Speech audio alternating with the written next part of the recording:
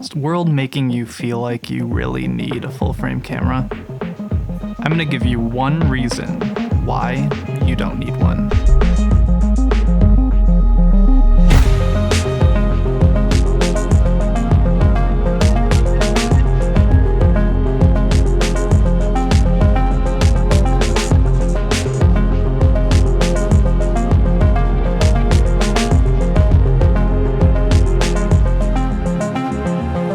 So the Fuji X-T3 is one of the best value cameras that you can buy on the market today. It comes in at around $1,500, and in my opinion, it's one of the best cameras you can buy, period. Not only is this camera an unbelievable photo machine, it tops most cameras in terms of video specs as well.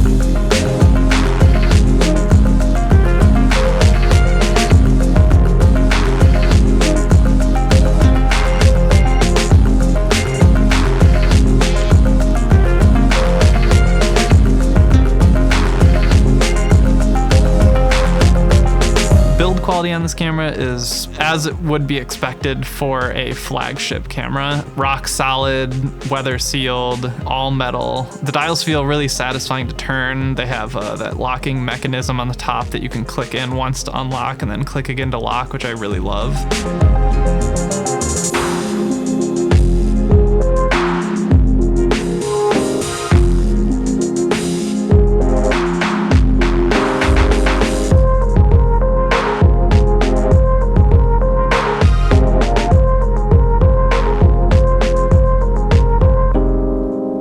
Fujifilm is known for its amazing color science, and this camera does not disappoint. I've had the original X100, I have a video on that. It's such an incredible camera, amazing color as well too. I also had the Fuji X Pro 2. Pretty much any Fuji camera is going to give you insanely good color straight out of the camera. The way I have my X-T3 set up is currently one card slot is set up to shoot RAW and the other card slot is set up for JPEG, so I basically have a JPEG backup of every picture. It also allows me to transfer that to my phone, and then I can edit it on my phone and just post to Instagram directly from my phone, which is really, really great.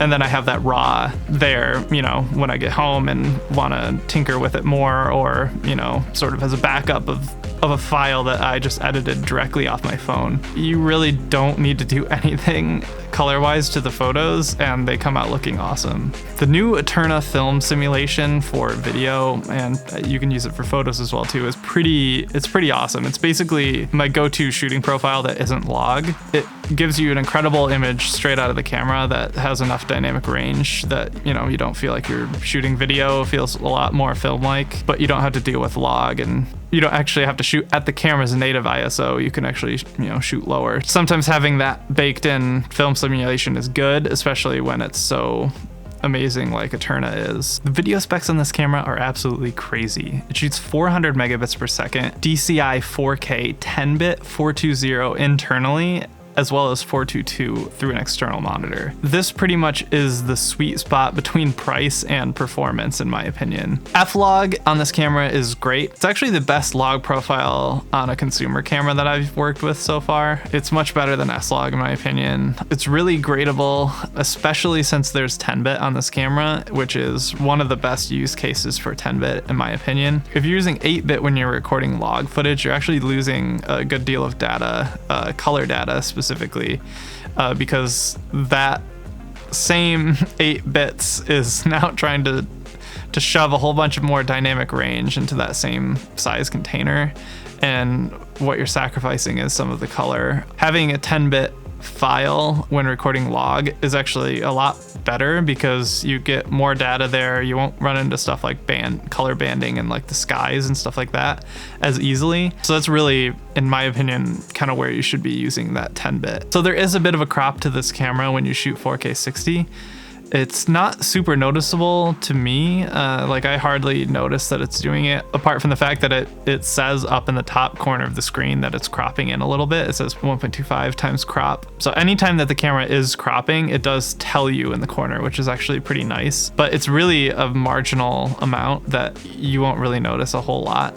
It also does that when you're shooting 120 frames per second as well too. I think the 120 frames per second is actually cropping you in a little bit farther, but the 4K 60 is only a very very slight crop. Manual focusing with this camera is actually pretty great. There's an option where you can set up that part of the screen in the viewfinder is a magnified square at your center focus point off to the right of the viewfinder. It shrinks down just a little bit to accommodate this little square on the other side of the viewfinder that shows you a magnified image. If you're using a manual focus lens, it's actually really convenient for focusing because you can still see the whole image, but you can also make sure that you're getting critical focus. So the continuous autofocus on this camera is pretty great. I'm using it right now on the Zeiss Planar 32mm 1.8 Twit lens. I've gone and adjusted the focus tracking speed for this lens that has one of the older focusing styles, like focusing motor. It's not one of the linear motors, it's kind of more like a stepper motor, I guess, but it's not as smooth as like the Fuji crons, the f2 Fuji lenses that have the newer focusing motors. But I've found that turning down the tracking speed actually has helped these lenses not jitter as much, especially for a sort of talking head situation like this. But any of the newer Fuji lenses, any of the f2 lenses like the 23, the 35, 50, they all focus incredibly well on this camera. I have this 32, I have the 35 1.4, which I've used for every video up until this one. And then I have the 16mm and the 23, and both of those focus great. And you can put it on a gimbal, the face tracking will track and do all that kind of stuff and focus pretty near perfectly. It's not as good as the dual pixel autofocus, but it's damn near the same thing in my opinion. It's very, very good. It's the best autofocusing camera that I've ever had. If you're worried about getting this camera because it doesn't have dual pixel autofocus, I wouldn't be too worried because it's actually pretty great.